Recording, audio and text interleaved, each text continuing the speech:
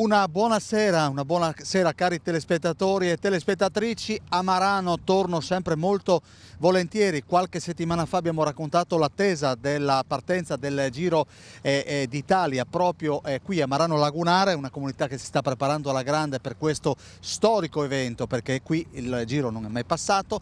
Però oggi vogliamo parlare di qualcosa di unico e di tipicamente maranese, i casoni, che abbiamo solo nella puntata precedente cominciato a raccontarvi. Questa è una puntata che vuole essere dedicata tutta a uno dei casoneri, e in quest'area ce ne sono circa una quarantina. Noi stiamo raggiungendo, grazie al Tiziano Ghenda che sta guidando questa imbarcazione, andremo a conoscerlo. È una persona che non ama molto le telecamere, però gli ho chiesto un sacrificio e quindi poi io non gli romperò più le scatole. Per oggi questo viaggio verso il casone di Giuseppe Milocco lo stiamo facendo non da soli, io e Bassi, ma con gli squali. Il più giovane è alla mia sinistra, ma là ci sono i due fratelli Squalizza che sono pronti a incantarci con il primo brano, che sarà il Carnevale di Venezia, mentre stiamo uscendo dal porto di Marano Lagunare, che tra l'altro, lo ricordiamo, a breve un tratto sarà soggetto a dragaggio e quindi la navigazione sarà un po' più agevolata. Tu ti chiami? Moreno Castenetto. Castenetto, tu sei arrivato per questo evento appositamente da? Bologna, sì. Erano le tue origini? Sono qua di Udine, Tricesimo, queste zone qui, insomma. Papà è a farsi un giro a Lignano, mentre il figlio si esibirà con la sua fisarmonica. Senti, un casone l'hai mai visto? No. Vedremo per la prima volta adesso. Quanti anni hai? 17. Senti, come te lo immagini un casone? Un casolare, non saprei, una grande casa, no? Tipica dei contadini, non saprei. Dei contadini qua saranno più pescatori. Pescatori, certo. E niente. Senti, il tuo rapporto con la fisarmonica? Ma io ho iniziato a suonare da quando ero piccolo, a 8 anni più o meno, adesso insomma me la cavo, però insomma faccio un po' per diletto, ecco, niente di... Allora, teniamo al sicuro perché sta passando un'imbarcazione, quindi ci sarà un movimento delle acque fra pochi istanti, quindi io direi di andare da Tiziano un attimo che sta... Che imbarcazione è, Tiziano? Ma questa è un'imbarcazione, un cacciapesca classico di quelli prodotti qui a Marano. E viene usata per cosa? Viene usata per andare, per il tempo libero soprattutto adesso, no? Per andare in spiaggia, per andare in giro per i casoni. Un'imbarcazione a fondo piatto, quindi ideale per la laguna e per i bassi fondali. Senti, tu fai il pescatore da quando? Sarà un 35 anni. Eri piccolo? Avevo 20 anni. Avevo 20 anni che ho iniziato a fare il pescatore. Ecco, guardiamo solo Bassi da questa, poi puoi pilotare, così siamo anche a favore di camera. Allora, però, Tiziano, ti dico, com'è cambiato il modo di pescare? Poi ti chiederò due cose sui casoni. È cambiato tantissimo negli anni, insomma, il modo di pescare. Diciamo che in laguna, bene o male, è rimasto sempre lo stesso tipo di pesca, no? Sempre la pesca tradizionale con le stesse tipologie di rete. Sono cambiate un po' le imbarcazioni, sono un po' più sicure, un po' più grosse, un po' più con motori più sicuri rispetto ad una volta. Ci siamo dotati di idropulitrici per lavare le reti, però fondamentalmente è rimasta la pesca tradizionale in laguna con le reti classiche da un centinaio di anni, insomma, quindi reti che selezionano il pesce, reti che non hanno grossi impatti ambientali, insomma. Il tuo maestro chi è stato di pesca? Ma no, io non ho avuto un maestro in particolare, ho iniziato a 20 anni su un peschereccio e poi mano a mano mi sono affiancato ad altri pescatori, abbiamo lavorato assieme e così, insomma, poi si apprende sempre qualcosa un po' da tutti, no? Senti, Tiziano, il casone? Cosa rappresenta per la storia di Marano? Il casone è uno status symbol di Marano. Il casone è fondamentale, Marano senza i casoni non è la vera Marano. Casoni un tempo usati dai pescatori e dai cacciatori, adesso usati oltre che da questi anche tanto per la parte ricreativa, per la gente che va a passarci la domenica, a fare pranzi tra amici per diletto. Senti, da piccolo quanto li hai frequentati i casoni? Ah, io sempre, fin da piccolo ho frequentato i casoni, insomma, non ne ho mai avuto uno mio personale, ma nel giro degli amici, da bambino con i genitori, da ragazzo con gli amici, e adesso insomma ancora qualcosina, ma un po' di meno. Senti, cosa si faceva nei casoni quando eri più piccolo? Ma sempre usati per passarci delle giornate tutti assieme a fare delle belle mangiate, delle belle feste, per quello che l'ho vissuto io. O se no, durante l'inverno c'erano i cacciatori che ci facevano le battute di caccia e passavano lì giornate, anche settimane intere. Allora, grazie a Tiziano Ghenda, uno dei pescatori protagonisti della vita a Marano. Vedete che piano piano stiamo uscendo in laguna. I nostri amici, gli squali, sono pronti per esibirsi, e poi Luigino, quando saremo al casone, ci dirà che cos'è quel cartellone che il fratello tiene gelosamente tra le mani. Allora partiamo con un brano che non ha bisogno di presentazioni, prego.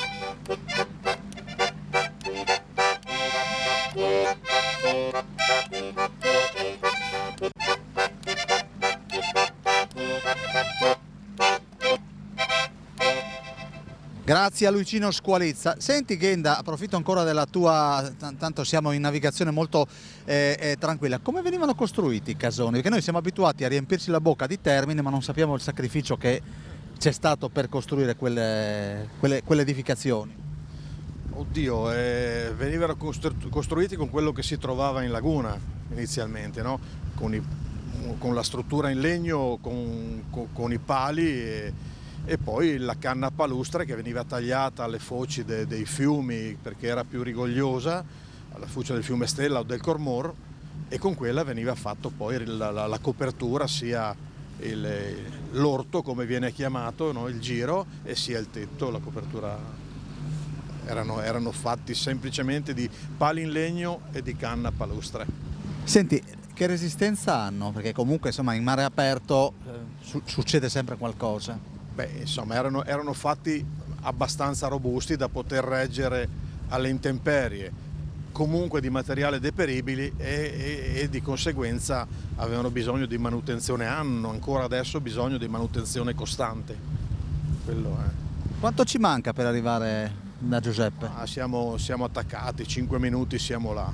Ecco, I casoni che si vedono là. ecco, dicevo prima che ce ne sono una quarantina, no? Sì, più o meno sì. E sono tutti di privati? E sono tutti di privati. Di privati, certo. Questa è terra di balneazione, ovviamente, di pesca e di caccia, lo ricordiamo.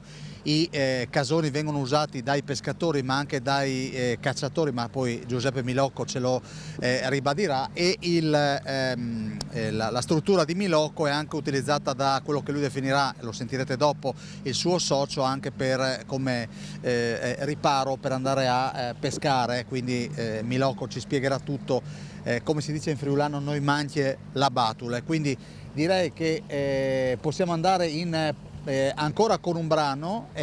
Qual è? La ballata degli squali è quindi chiaramente indicativa del trio. Abbiamo 2 minuti.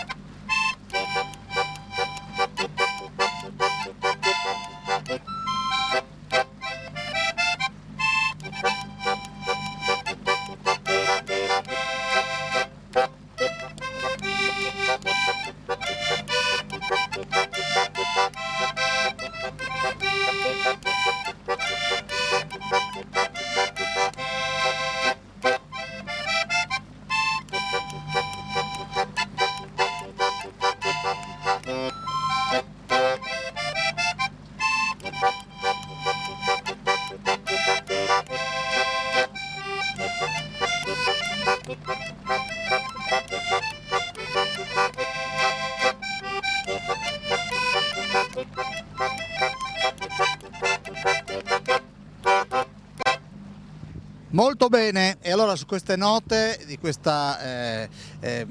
strumento suonato dal nostro Luigino Squalizza ci fermiamo, andiamo in pubblicità e ci rivediamo penso all'arrivo nelle zone di Giuseppe Milocco.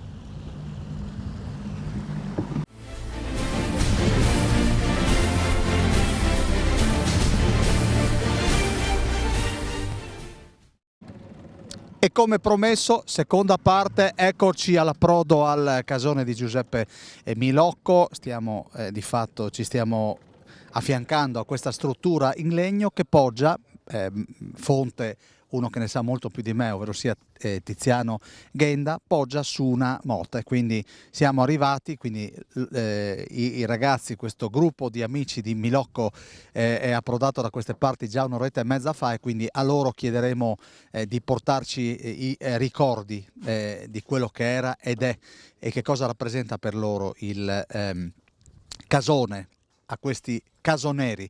Lo faremo in compagnia di questo trio musicale che ringrazio per averci accompagnato sino a qui. Penso che non sia mai successo che gli squali siano approdati con i loro strumenti in un casone e quindi adesso entriamo e ci vediamo là dentro.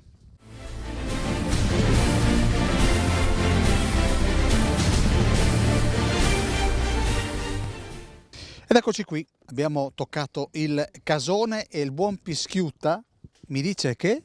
Quando si tocca a terra questo è il primo saluto. Allora, cin cin, quindi io degusto e devo dire che l'approccio è ottimo e l'approccio è ottimo anche col buon Milocco. Grazie per l'ospitalità. Ovviamente l'ospitalità è sacra perché è anche una tradizione non soltanto locale maranese, ma il Friuli stesso è stato molto solidale, come si può dire, è solidale con tutti quanti. Noi abbiamo avuto inversioni, abbiamo avuto tanti momenti difficili e questo carattere l'abbiamo ancora noi dentro nel DNA e lo manteniamo ancora vivo, no? Senti Giuseppe, chi è invitato? Allora, ci sono degli ospiti che oggi sono venuti a trovare Gianni, che era prima qua. Vieni con me, vieni. Ti porto a vedere Gianni quando noi siamo arrivati, stava aggiustando le reti, no? E a un certo punto, come ci ha visto arrivare questa allegra brigata, ha mollato tutto. Dedicato a voi. Esattamente, allora abbiamo fatto un po' di frittura, adesso stavo proprio terminando, vieni qua un attimo. Senti, però prima della frittura ti chiedevo, queste amiche chi sono? No, queste qua sono nate qua, noi viviamo in simbiosi con questo ambiente, quindi tutto quello che tu vedi attorno fa parte di questo ambiente. Queste nascono qua e ormai conoscono tutti, anche i nostri ospiti, e vengono incontro perché sanno che non hanno paura, sono delle persone invitate qui con cordialità e con l'amicizia, dai. Ecco. E quelle cosa sono? Questi sono i famosi cogoi, che sono in italiano il termine suo sarebbe le trappole, che viene usate nei graticci in una forma di chiusura che viene chiamata seraia. praticamente la parete serve per invitare le specie ittiche, i pesciolini o i pesci grandi a entrarvi dentro costretti con la bassa marea. Quando cala l'acqua, qui emerge praticamente il fondo, il sedimento, si trovano senza acqua e sono costretti a entrare da dentro. Quindi abbiamo due tipi, uno più larghe, che per i cefali, le passere, le anguille, i branzini. Quello è esclusivo frittura, quella che adesso noi come primizia vi abbiamo preparato. Senti Giuseppe, quindi il nostro Paolo fra poco ritornerà verso la laguna, un recinto e quindi lì di fatto arriva il pesce. Monta su durante il pascolo, cioè monta su verso le parti più alte, diciamo, del fondo. Anche dentro sul canaletti si insieme, perché lì abbiamo delle sostanze organiche adatte per il loro cibo, per cibarsi. Quindi praticamente vanno su con l'alta marea. Però quando l'acqua scende, cala, loro mangiano tranquilli, scendono giù e nel frattempo noi chiudiamo alle spalle in pratica e li freghiamo. Senti, e qua che cosa abbiamo? Come si chiama questa struttura? Ascolta, qui abbiamo una cucina così per fare due pesciolini, per non sporcare dentro più che altro.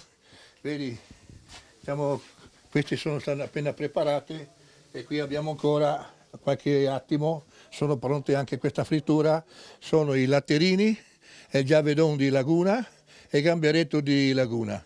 Sono veramente delle primizie stagionali che praticamente quest'anno sono un po' in ritardo perché le stagioni non si sono formate praticamente come era il solito negli anni passati, ma comunque siamo fortunati, le abbiamo ancora presenti, insomma. Ecco, quindi queste sono già pronte, quelle si stanno friggendo, no? Ecco.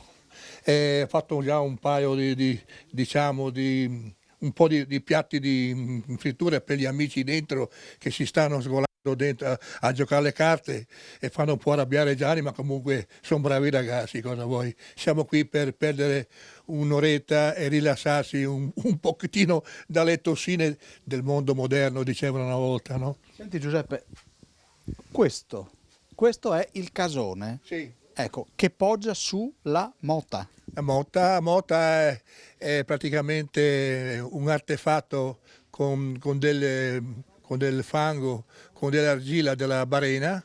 Viene prima fatto un contorno di contenimento di pali e fascine.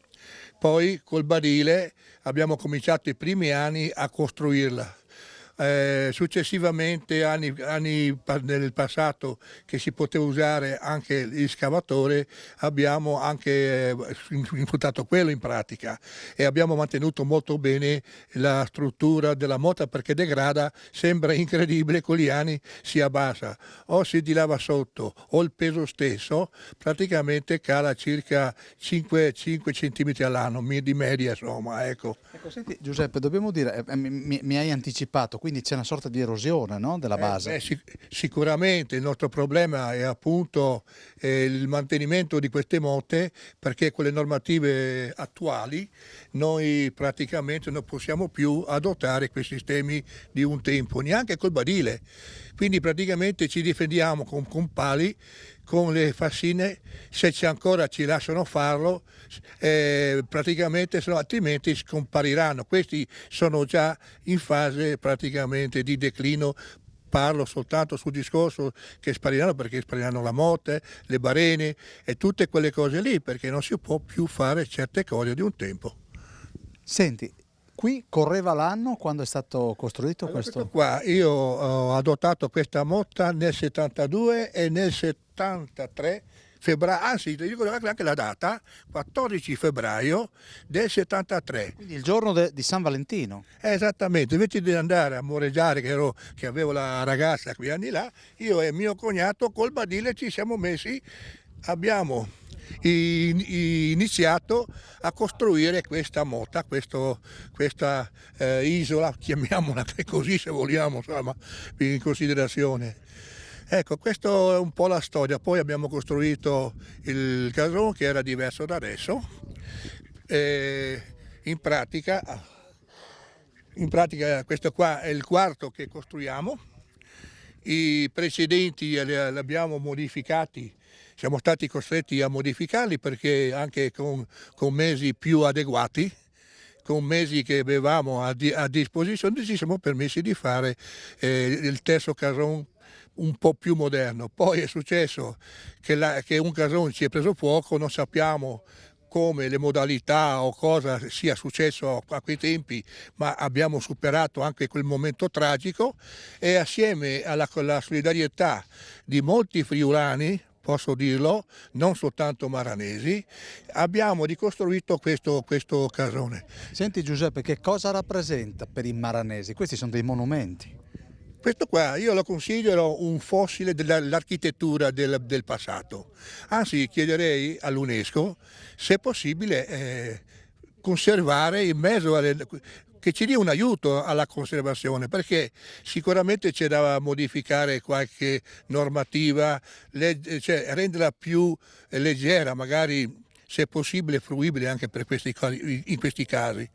Vediamo i canali. Una volta qui davanti avevamo 4 metri d'acqua, questa è la foce del Cormor, attualmente saranno circa 2 metri scarsi, però con la bassa marea il fondale qui abbiamo circa 70 centimetri e alla bocca, all'imboccatura non si esce e non si entra, quindi la laguna si modifica e se l'uomo non l'aiuta muore. Allora, con Milocco abbiamo ancora un bel po' da parlare, però abbiamo ancora 2 minuti e vorrei chiudere con gli squali che sono arrivati con noi qui. Luigino, cosa ci fate sentire? Siamo qua nella laguna e facciamo Madonnina del Mare, un brano caratteristico di Marano e di Grado.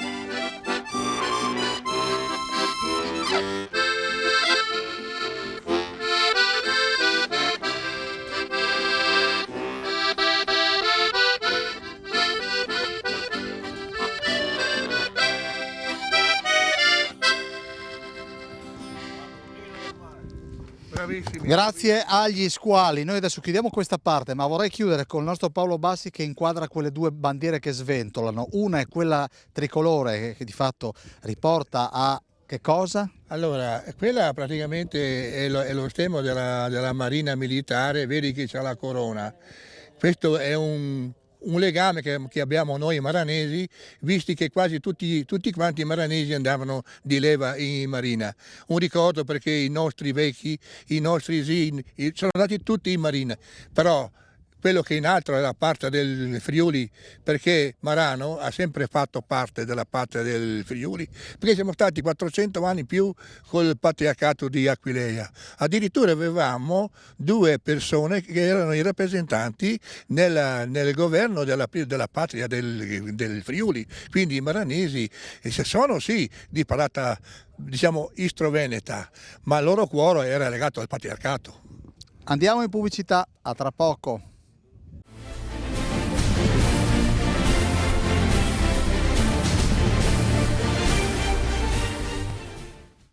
Terza parte dello scrigno, sono con Italo, Giancarlo e Roberto, sono alcuni dei protagonisti di questa serata che vogliamo passare qui all'interno del casone. Italo, lei da dove arriva? Marano, maranese, non doc ma abbastanza, Perché?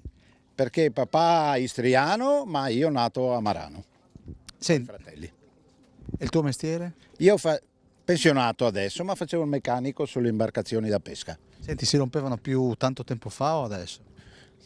Ma diciamo che è cambiato il tipo di mestiere, una volta si lavorava di più, adesso si lavora di meno perché ci sono le quote e quindi devono lavorare di meno. Senti, oggi parliamo di casoni, mi puoi dire come li guardavi tanti anni fa? Tanti anni fa io mi ricordo che i casoni per me erano veramente una cosa molto lontana. Mi ricordo quando hanno fatto il film con il Cacassenno, che non mi ricordo, e avevamo fatto quello era una cosa lontanissima, sembrava proprio lontani. Adesso invece ci sono dentro, è una cosa veramente speciale. Quanto li hai frequentati? Ma ogni tanto si viene a fare qualche bella festina che dura qualche giorno, quello sì. Qualche giorno? Ma qualche volta sì, dai. Uomini. Quindi, scusami, le donne qua non sono ammesse? No, Meglio di no. meglio di no. Dopo fanno dei limiti, no? E allora è meglio andare un po'. Che cosa tranquilli. si porta al seguito? Mangiare, bere e la compagnia. La compagnia è la cosa più bella di tutte quante. Quando hai cominciato a frequentare i casoni? Casoni? A 18 anni, anche prima, però prima era una cosa più così di passaggio. Dopo 18 anni con la compagnia qualcuno ha il casone del papà e allora si comincia a fare le feste nei casoni, quello sì. Senti, come si chiamano questi 2 ragazzi? E questo qua è Roberto, il mio vicino di casa, e lui è Giancarlo, che è non proprio vicino ma limitrofo, diciamo. Roberto, lei è di Marano. Io abito a Marano ma non sono un maranese, io sono di Varmo, sono 15 anni che sono a Marano, felicissimo, venduto tutto a Varmo, venuto a Marano, felicissimo la prossima volta prima. Quindi saresti venuto da ste parti un po' prima. Boh, sempre avuto la barca. E a un certo punto ho detto prima di andare in pensione voglio andare ad abitare al mare. Il mare Marano, perché se uno gira l'occhio qua capisce cosa voglio dire, e per cui sono venuto qua felicemente, tranquilli, con vicini meravigliosi, conosciuto Beppi e tutta la compagnia qua per magari si dà una mano, mettere su 4 cane, si dà una mano, fa il pontile, fare le manutenzioni, e per cui qua per me paradiso. Senti, com'è la vita in casone? La vita in casone, come diceva Italo prima, si viene qua, ci si chiama, si viene qua, si accende il fuoco, c'è sempre Gianni che mette a posto le reti perché lui lo fa per mestiere, eccetera, e quindi si viene qua in compagnia, si fa un po' di manutenzione, si mangia sempre e si beve sempre, no? Per cui diciamo che la vita è quella giusta, specie da pensionati. Cosa facevi prima? Io facevo il muratore e capocantiere, ho fatto Insomma, 40. ti sei spaccato la schiena abbastanza. Sì, però mi è piaciuto, l'ho sempre fatto volentieri, il mestiere è stato, diciamo, il lavoro della mia vita, ecco. Scusa, e Vil di Var non ti manchi? No, Vil di Var non mi mangia. Ho fatto una scelta, ho fatto una scelta giusta, almeno fino adesso, per cui contento di averla fatta. Senti, quest'uomo vestito di rosso fuoco chi è? Quest'uomo è un quasi vicino di casa, anche lui trapiantato a chiama? Marano. Sempre Giancarlo. Giancarlo, trapiantato da dove? Allora, io sono una faccenda complicata perché l'ultima base su cui sono stato, Istrana, Treviso, e comunque Treviso, è capitato qui causa un collega della pattuglia acrobatica che ha detto cosa fai là a Treviso, vieni là in Friuli che si sta meglio, e l'ho fatto. Quanto tempo fa? Adesso sono 21 anni che sono a Marano, residente, anche se sempre foresto, comunque un foresto che sta qui molto volentieri e che si è fatto degli amici anche. Sei foresto, ma se sei qua da 20 anni vuol dire che stai bene. Beh certo, adesso diciamo che finché avevo mia moglie andavo su e giù, cioè facevamo lunghi periodi però andando avanti e indietro, da quando è morta 5 anni fa, adesso sono fisso a Marano e penso che resterò per sempre qui a Marano.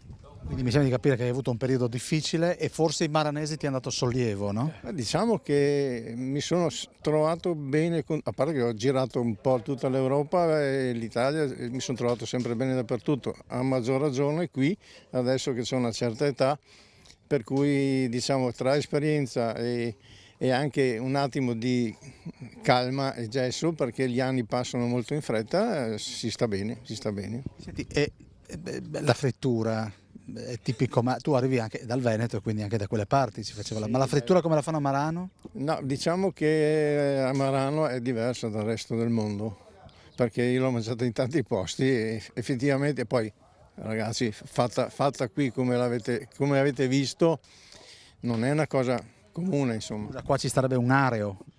Areo, sì è vero, areo che però il discorso si potrà, nel caso mio aereo. Tu che con gli aerei... Questo era il mio attrezzo di qualche anno fa. Come si chiamava il tuo attrezzo? Questo è un F-104 e questo qui dietro è lo stemma del gruppo, non so se lo vedete. Lo vediamo, sì. Ci sono le 6 stelle nella nuvola del fumo, che sarebbero 6 caccia russi abbattuti durante l'inizio della seconda guerra mondiale, della campagna di Russia. Mi pare che l'argomento è molto attuale adesso, no? Visto quello che purtroppo sta succedendo in Ucraina. Purtroppo sì, diciamo che se non fosse successo sarebbe stato meglio per tutti. Senti, ma Marano dall'alto, visto che l'hai vista? Bellissimo, sì, l'ho vista. L'ho vista qualche anno fa, perché ormai sono 25 anni che sono in pensione, perciò ce n'ho quasi 80, manca pochi mesi. E avanti così, dai, finché si può.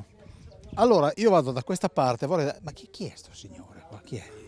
Il signore qua è uno dei soci, Vieni. È quello col quale veniamo qua a fare. Quello che praticamente fa la manutenzione ordinaria del casone. Ma tu eri quello che era seduto là prima? No, Come ti chiami tu? io mi chiamo Mario e mio compare è Gianni, quello che è seduto Ma dov'è Gianni? è dentro, sarà dentro. Sarà operatoria. Sì, starà facendo la cucina, insomma. Dai. E qui cosa fai tu? Io sono quello che porta la terra, quando viene le mareggiate che porta via la terra, io porto la terra, metto le canne, io prendo su per terra quando ci sono le canne che cadono giù, io faccio solo il... Ma trattate i casoni meglio delle donne, mi sembra di capire. Miseria, sicuramente. Danno meno problemi i casoni? No, Ecco, quindi sì. Si apre già il dibattito, vieni un attimo. Cioè, quindi i casoni sono lì, non danno problemi. Bravo, ma perché ci sono sempre le feste che ci sono gli uomini? Perché i casoni danno meno problemi delle donne. Se ci sono le donne ci sono problemi sicuramente. Andiamo a casa, andiamo di qua, andiamo da Posso chiederti la tua metà? Si chiama? Maria Grazia. Eccoci. Quindi è stato un momento... no, l'hai detto.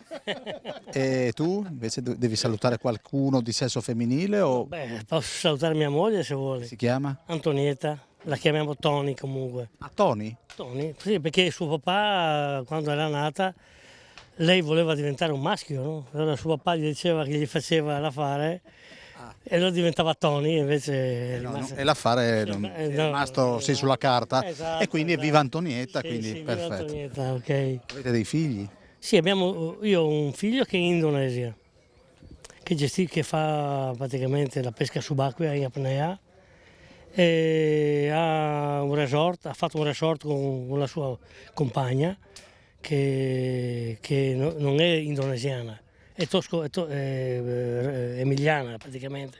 Scusami, ma da piccolo come spiegavi il casone a tuo figlio? Boh, mio figlio diciamo che quando veniva con me voleva sempre mettere gli stivali a Montgomery, i Montgomery grandi, no? Perché voleva camminare nel fango. E con quello lui è andato via sempre Poi ha fatto vela, faceva il prodiere, le barche grandi. Acqua, mi sembra di capire. Acqua, poi surf, e poi ha fatto, adesso fa il pescatore subacqueo, praticamente in apnea, fa Fai fucili anche. fa anche i fucili, si fa i fucili, lui se li fa. Ah, li costruisce da solo. Sì, Come si chiama tuo figlio? Moreno. Lo salutiamo, Moreno. Moreno, sì, va bene, salutiamo bene, ma non so se lui riesce a vedere Chissà. Telefriuli. Su telefriuli.it c'è anche il sito. Sì. In streaming, quindi spargi la voce. Se è su Facebook, sì, si riesce a vedere. E anche sul sito telefriuli.it. Ah, va bene, Quindi sì. dopo scrivi. Sì, va bene. Allora adesso E noi... poi ho una figlia che fa l'insegnante di inglese, insegna a Spilimbergo, che non abita a Marano, abita a Montereale Valcellina, abbastanza distanza, però anche una casa che abbiamo, cioè la casa dove abito io, abbiamo una casa, 2 appartamenti, piano sotto e piano sopra. Piano sotto abito io, piano sopra li abbiamo venduta a mia figlia. E lei adesso praticamente fa bed and breakfast. E quindi li hai sistemati, dai. Sì, tranquillo. Adesso sistemiamo la terza parte perché dobbiamo andare in pubblicità e poi ripartiamo con quel trio là che è pronto e ha i polpastrelli piuttosto caldi. A tra poco.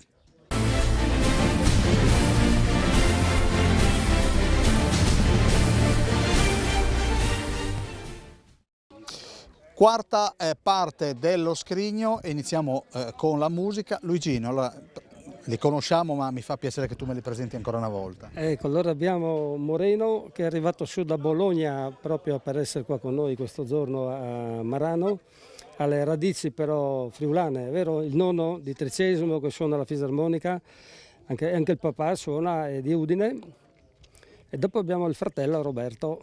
Tuo fratello? Esatto, che è qua a parentà a Marano, di fatto anche l'autista che avevamo prima sul motoscafo è un cugino di sua moglie Caterina, che ha le radici. Salutiamo tua nipote che si chiama? Maria Rosa. Io anche l'altra volta l'abbiamo fatto, quindi so che guarda, e quindi ciao Maria Rosa. Cosa ci fate sentire? Allora, la mula de Parenzo, se il mare fosse tozzo, le montagne polenta, oi mamma che tozzada, polenta e baccalà.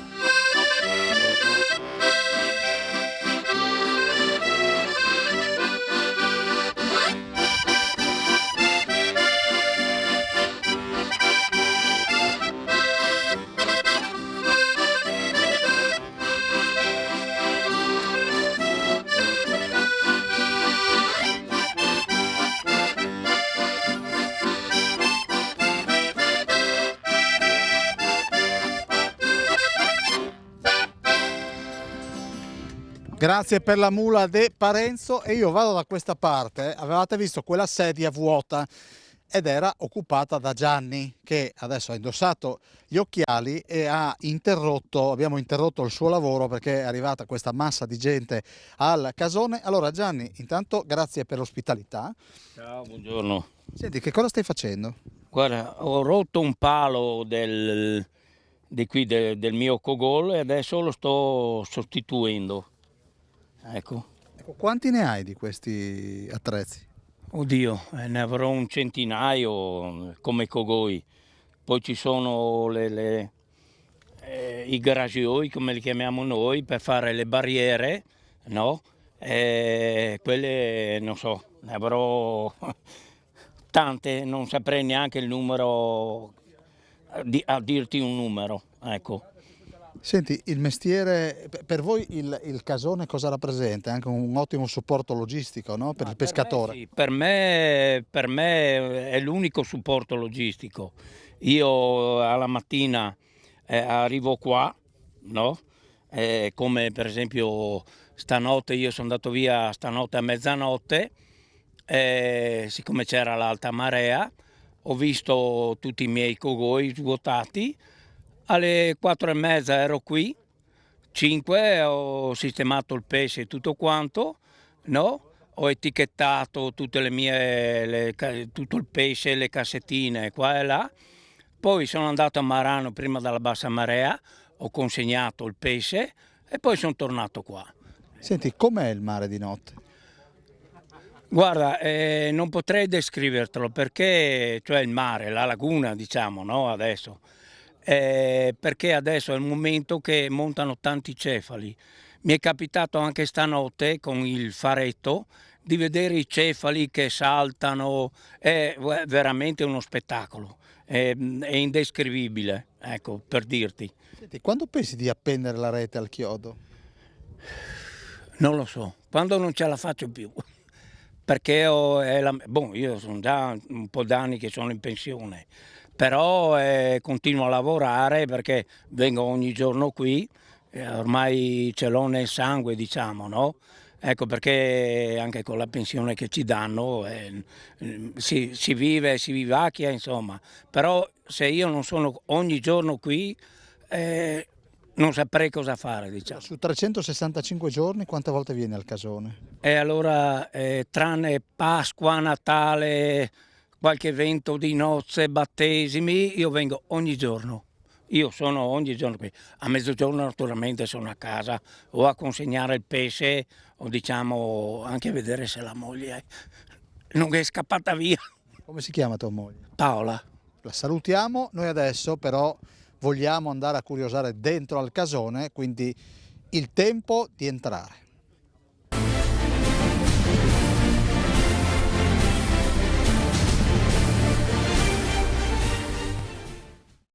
Ed eccoci all'interno del casone. Giuseppe, questa è una delle attività che si fanno all'interno del casone. Sì, dicevo che è una di quelle attività che ci accomuna e magari anche ci mettono insieme e si socializza. Qual è stata, diciamo, quella che ha scatenato questo?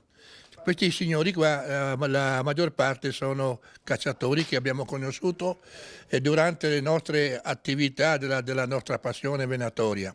Quindi adesso ti presento questo gruppetto che sta giocando le carte, che ogni tanto vengono qua a trovarsi graditamente ospitati. Ecco, questo un attimo solo che abbiamo, di là abbiamo Renato, Paolo, Felice e Ezio. Da dove arriva sta gente? Allora, Ezio viene da San Daniele del Friuli, questo è un personaggio conosciuto perché è un grande fotografo che come si può dire, ha fatto la storia del Friuli con l'immagine.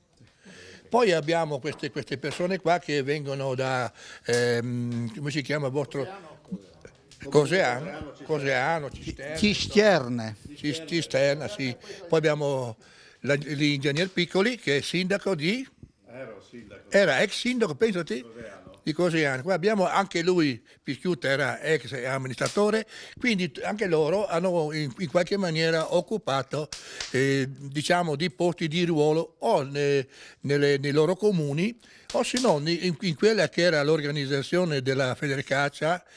Praticamente siamo sempre avuto questi bellissimi rapporti, quindi praticamente per noi il Friuli ha un grande spazio diciamo, di contatto in base a questi rapporti diciamo, venatori. Giuseppe, io sento questo schioppettio, che cos'è? Questo qua è il nostro fuoco che non manca mai, anche d'estate noi accendiamo il fuoco perché è il simbolo della vita. Ti dà, come dire, solo guardarlo ti dà energia. Poi davanti qua abbiamo l'icona, il biglietto da visita, come puoi dire il nostro stemma araldico è il bisato ispeo. Questo è un piatto secolare, come tante volte ve l'ho detto, il piatto predilito dai patriarchi, tutti i patriarchi di Aquileia lo pretendevano nelle loro vigilie. Gianni l'ha preparato proprio in questa occasione per come un biglietto da visita. E poi c'è la polenta. La polenta, questa voglio dirla, questo voglio spezzare come dire una lancia perché questa è la vera polenta di Mortegliano. Mortegliano siamo legati perché praticamente con le pescivendole, con il baratto della farina nel passato dove non c'era moneta che la farina della polenta, quindi onnipresente nei nostri casoni, nelle nostre famiglie e ho voluto anche questa scelta proprio apposta per oggi. Senti, io notavo proprio alla destra del nostro Paolo quel libricino, quelle sono le maree. Certamente, allora un tempo non c'era il libricino ma l'avevamo dentro qua. E i nostri anziani ci insegnavano a leggere diciamo, l'atmosfera, la luna, il sole, tutti questi movimenti che generano le maree. Adesso abbiamo questo libretto che ci aiuta più che altro, ma noi sappiamo già qual è il discorso. In certi momenti anche una evoluzione atmosferica può modificare la marea, sia in salita sia che praticamente in discesa. Allora, Milocco e gli amici stanno ancora giocando a carte. Adesso vogliamo sentire gli squali con un brano all'interno del casone. Abbiamo un minuto, quindi recuperiamo dopo. Come porti i capelli bella bionda, li porti alla bella marinara.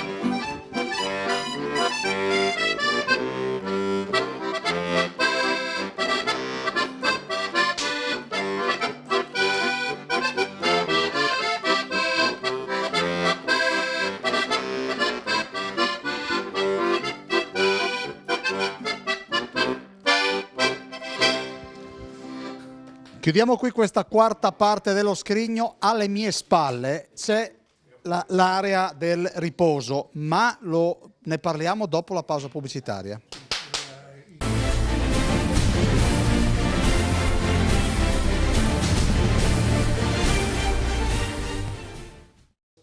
Quinta parte dello scrigno e dicevamo della zona notte, insomma dove i pescatori, i cacciatori riposano, però prima dobbiamo dire dei materiali. Qui c'è gente che arriva dalla bassa friulana, dal medio Friuli.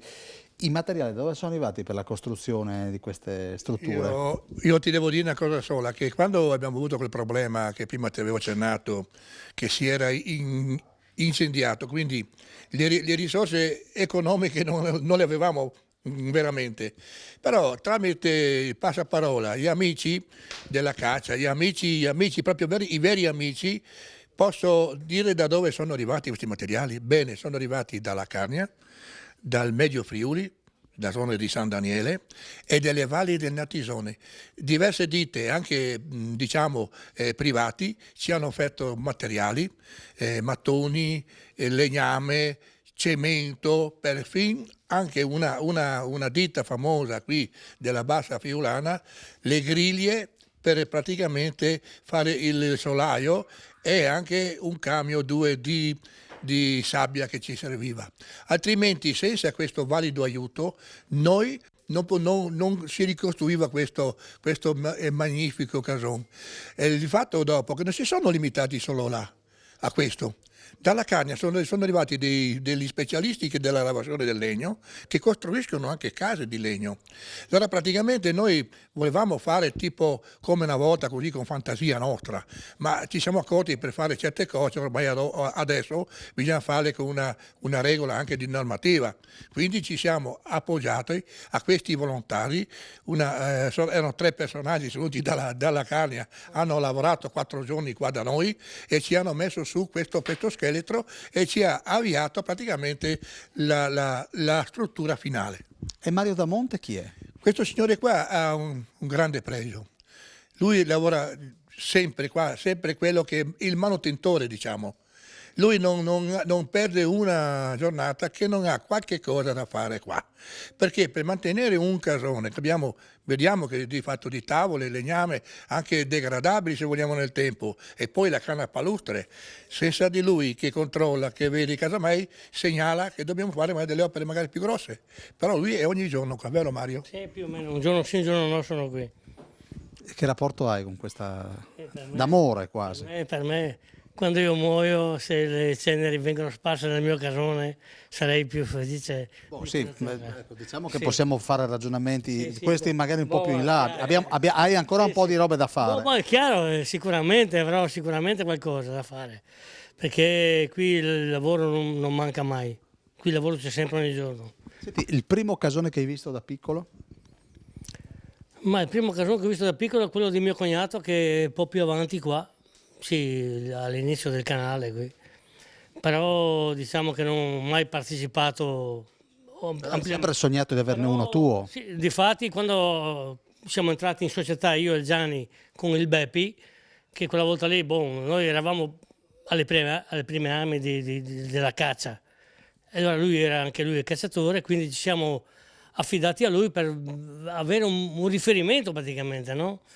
E allora tramite degli amici di paesi vicini qui ci siamo messi d'accordo di fare questo lavoro, questo casone. E praticamente questo qui è il terzo casone che facciamo, perché la prima volta che era qui era proprio perché lui, il Beppi, che è il titolare, con suo cognato aveva fatto il primo casone, poi suo cognato ha avuto dei lavori e si è messo su una ditta e non ha più avuto tempo di frequentare. Il casone era andato in deperimento, praticamente tutti i pali che avevano messi erano tutti storti. Noi abbiamo preso questi nostri amici di Castello e di Porpetto e ci siamo messi qui e abbiamo aperto a ombrello praticamente il casone. Aperto ombrello e abbiamo ricostruito. Gianni, chi è che dorme su quei letti? Allora, qui ci dormo io, ecco, il letto vicino al balcone, e anche l'altra sera c'era qui mio figlio. Io naturalmente anche questa settimana ho già dormito 5 volte qui, perché vado via, seguo le maree naturalmente, perciò io anche stanotte ero via a mezzanotte, ho finito alle 4:30, 5 e poi mi sono buttato un paio d'ore qui fino a che non fa bel giorno, insomma.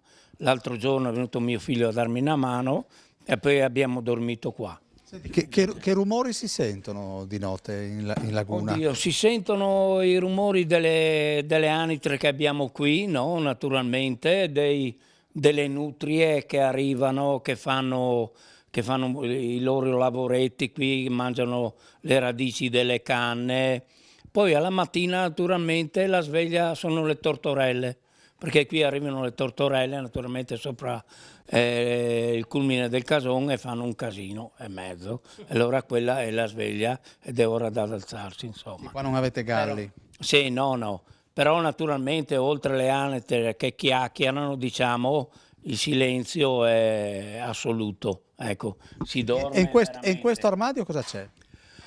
Oddio, ci sono le varie stoviglie, diciamo, no? Ecco, ci sono le varie stoviglie, mettiamo i piatti, ecco, questo è un armadio, diciamo un regalo che ci ha fatto il Beppi, mettiamo le stoviglie e tutte le altre cose, insomma.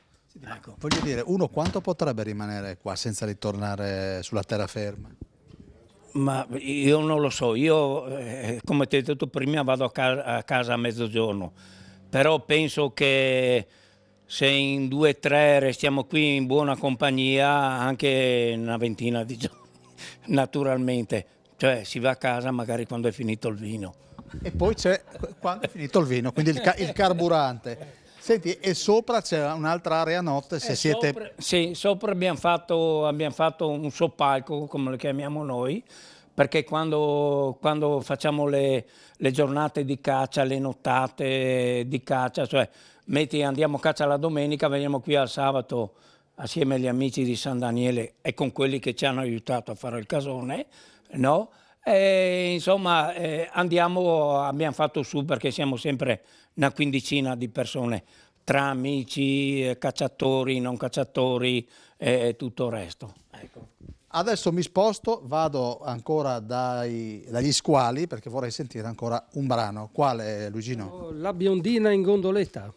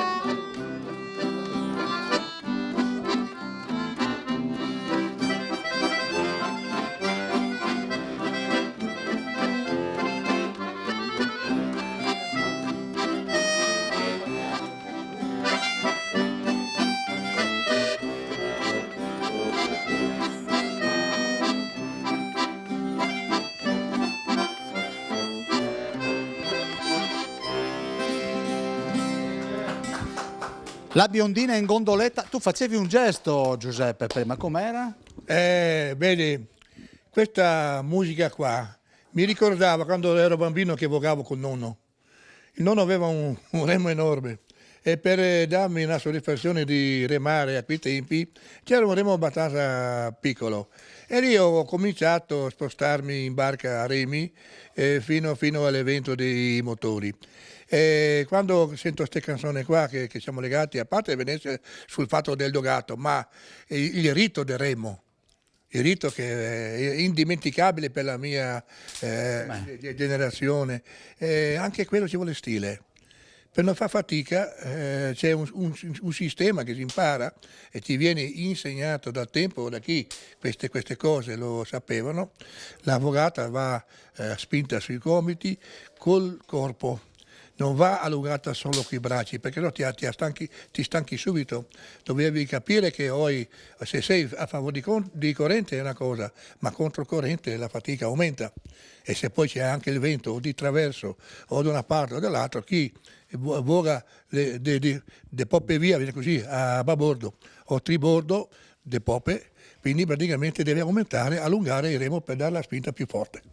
Senti, Cason Zanveccio, quello è il vostro marchio? Sì, riprende dal nome di un canale che era qui dietro, che prendeva il nome, praticamente un antico nome, che sarebbe Giovanni il Vecchio. Tutti quanti questi toponomastici hanno sempre un legame, un rapporto o piante o frutti o personaggi, perché anche in Laguna abbiamo delle zone, si chiama l'Albero, l'Alberon, le Venchere, che sono i venchi, insomma l'altra, o sino il Perer, dalle alberi di pere, quindi praticamente questo è il nostro modo di segnare nelle cartine nostre e anche ricordarlo. Senti, il tuo soprannome qual è? Peppi Circo. Ma perché? Dunque, prima di tutto a me piace la compagnia e mi piace intrattenerla. Ho sempre avuto quel carattere, come si dice, spigliato, quando che sono magari con degli amici, cerco di renderli felici, contenti con le mie battute, mi piaceva tanto cantare, io cantavo sempre, peccato che non ho un compare che era il mio braccio destro, e lì no, praticamente per me portare gioia è una cosa fantastica, anche perché tutto quanto ha continuato quando che facevo judo. Io ho praticato sport, sono stato vice campione italiano di medi massimi e praticamente ho portato una disciplina sportiva a Marano che non la conoscevano. Allora, noi ci fermiamo con questa bella immagine, vedete Beppi Circo e i due salami sullo sfondo. Più di così non si può. Andiamo in pubblicità.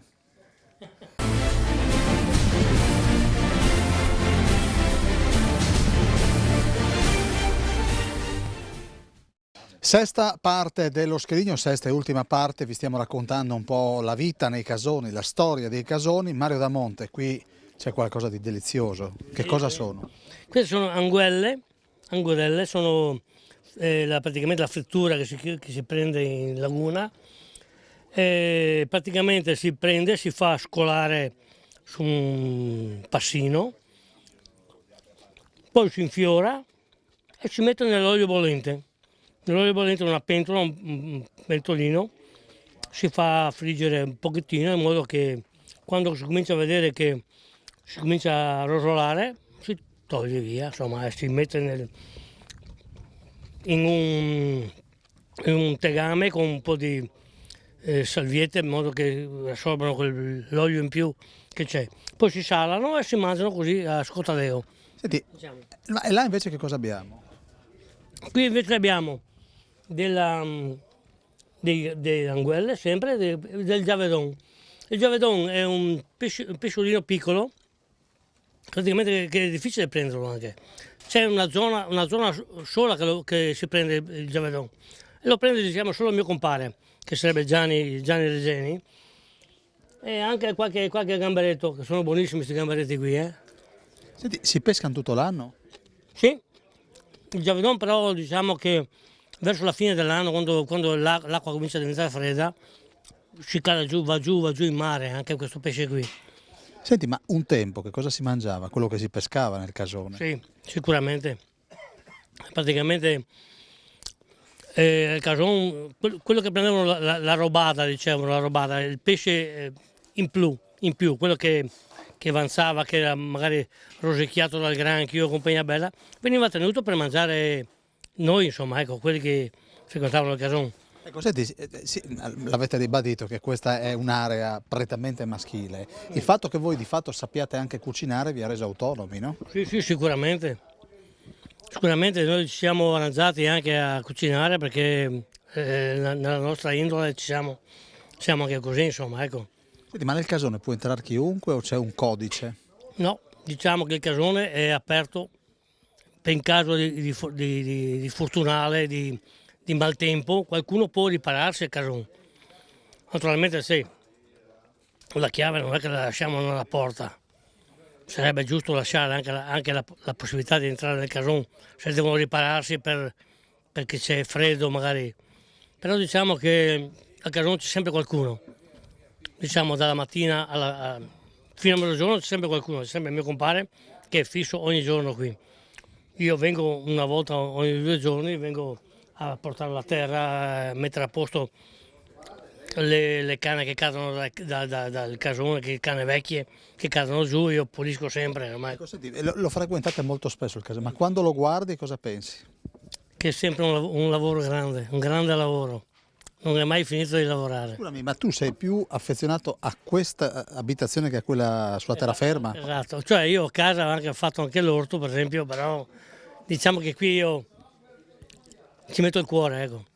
Mia moglie non è tanto d'accordo, però io vivrei qui praticamente, ecco. Allora andiamo a sentire ancora gli squali, ancora un brano, guardate che ben di Dio, adesso si è un po' raffreddato ma è buono lo stesso. Noi fra poco, anzi fra veramente 3 secondi abbiamo gli squali. Ed eccoli qui pronti con un brano tradizionale, quale Luigino? Ecco, allora partiamo, visto che abbiamo tanti furlan scadenti dal cason, partiamo con un po' di vilotte, l'Allegrie, che tra l'altro la musica dell'Allegrie è comune sia in Veneto sia anche in Istria, un po' in tutta la costa, cambia le parole però, per dire dove in l'Allegria dei giovani, in Istria invece chi che tocca la mia amorosa, ad esempio, no? Quindi in ogni parte c'è un testo, quindi partiamo con quella.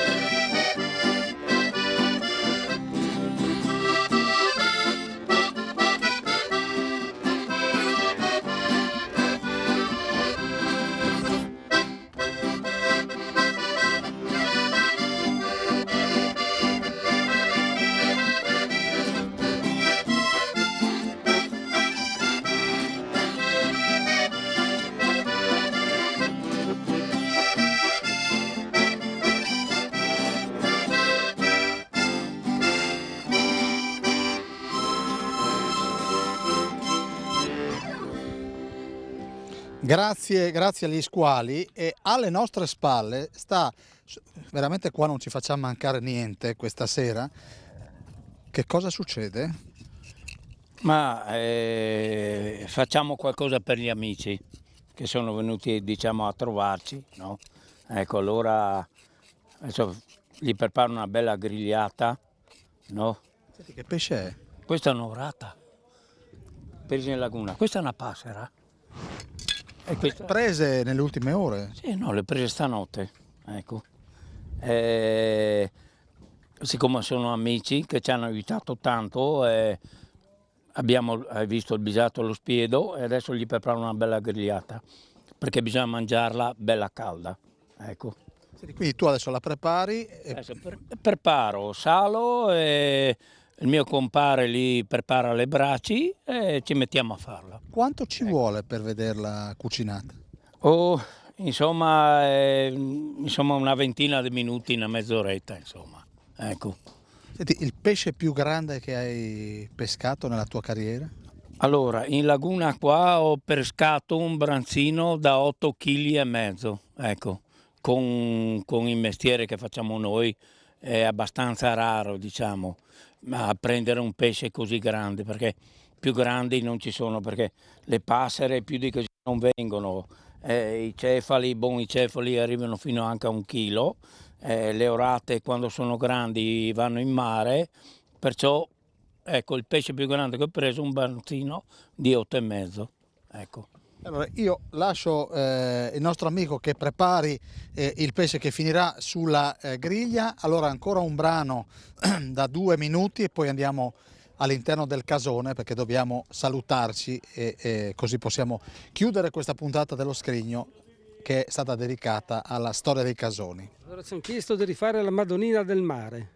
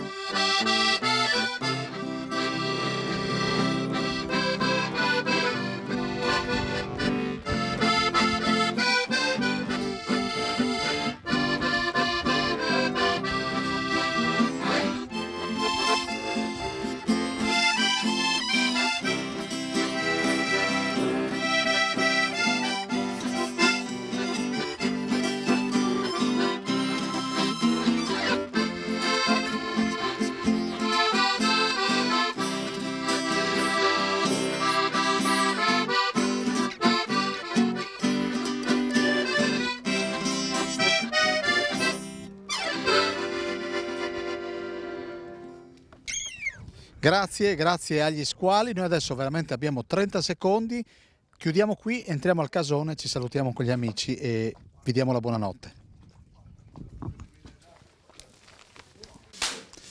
Bene, termina qui e termina all'interno del casone con il nostro Giuseppe Milocco e in arte Beppi Circo. Io volevo dirti grazie per l'ospitalità come al solito. Piacere mio di Cerchi 24 Varmi con Telefriuli. Praticamente Telefriuli è quella comunicazione vera che è praticamente l'esempio della friulinetà. Quindi praticamente in un ambiente del Friuli che va dai monti al mare e oggi siete qua a condividere con noi questa giornata. Senti, l'anguilla è pronta? Beh, l'anguilla purtroppo la lasciamo lì un pochettino ancora perché c'è un personaggio qui dietro che la tiene d'occhio. Chi è il personaggio?